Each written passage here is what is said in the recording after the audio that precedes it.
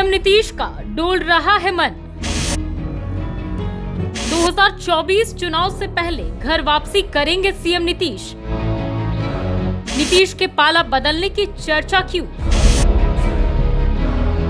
क्या विपक्षी एकता के अगुवा और बिहार के मुख्यमंत्री नीतीश कुमार का मन बदल रहा है? यह सवाल राजनीतिक हलकों में इसलिए उठ रहा है क्योंकि लगातार 2 साल से भाजपा के बड़े नेताओं, मंत्रियों के साथ उनकी मौजूदगी नहीं देखी गई। प्रधानमंत्री और गृह मंत्री के कार्यक्रमों में भी शिरकत करने से नीतीश परहेज करते रहे, लेकिन अचानक उनके मिजाज में बदलाव दिखने लगा है। G20 की बैठक के अवसर पर राष्ट्रपति द्रौपदी मुर्मू के द्वारा आयोजित रात्रि भोज में शामिल होने की सहमति नीतीश ने भी दे दी है। पश्चिम बंगाल की सीएम ममता बनर्जी ने तो सबसे पहले भोज में शामिल होने की सहमति दे दी थी। अचानक विपक्ष के कद्दावर नेता सीएम नीतीश का मन क्यों और कैसे बदल गया, इस बारे में हर आदमी आश्चर्यचकित है। आइए समझते हैं पूरे मामले को विस्तार से। सीएम नीतीश लंबे समय तक एनडीए के पार्टनर रहे हैं। एनडीए सरकार में केंद्रीय मंत्री रह चुके हैं। नीतीश ने तो साल भर पहले तक भाजपा का ही दामन थामे रखा था। अगस्त 2022 में नीतीश ने एनडीए छोड़ दिया और आरजेडी के नेतृत्व वाले महागठबंधन से हाथ मिला लिया।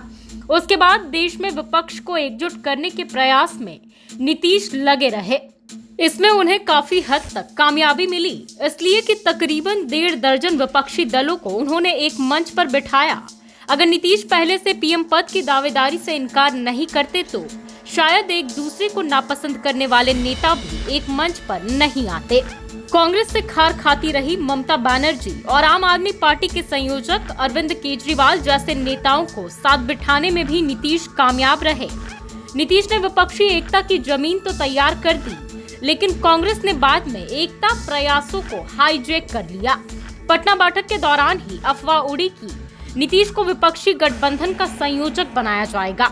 पटना में इस पर कोई फैसला नहीं हो सका तो माना गया कि बेंगलुरु में होने वाली बैठक में उन्हें यह पद जरूर मिलेगा। हुआ ठीक उल्टा। नीतीश को संयोजक बनाने की घोषणा नहीं हुई। जानकारों का कहना है कि नाराजगी में वे साझा प्रेस कॉन्फ्रेंस में शामिल हुए बगैर पटना लौट आए।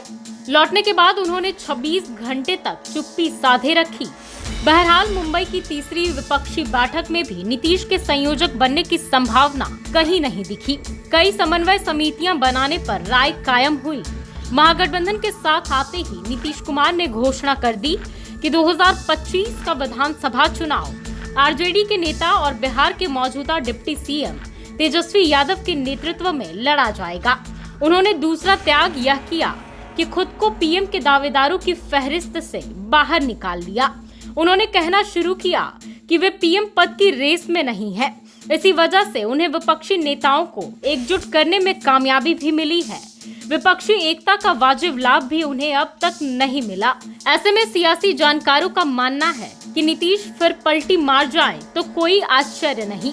बहरहाल सीएम नीतीश के फिर से पाला बदलने की अटकलों का बाजार गर्म है, लेकिन इसकी मौजूदा हकीकत यह है कि बिहार में मजे से महागठबंधन सरकार नीतीश तेजस्वी के नेतृत्व में चल रही है और 1 साल भी पूरा हो चुका है। G20 बैठक में सीएम नीतीश के जाने की खबर मात्र से राजनीति में कयासों का बाजार गर्म है। इन कयासों की वास्तविकता क्या निकल कर आती है, यह आने वाला वक्त ही बताएगा।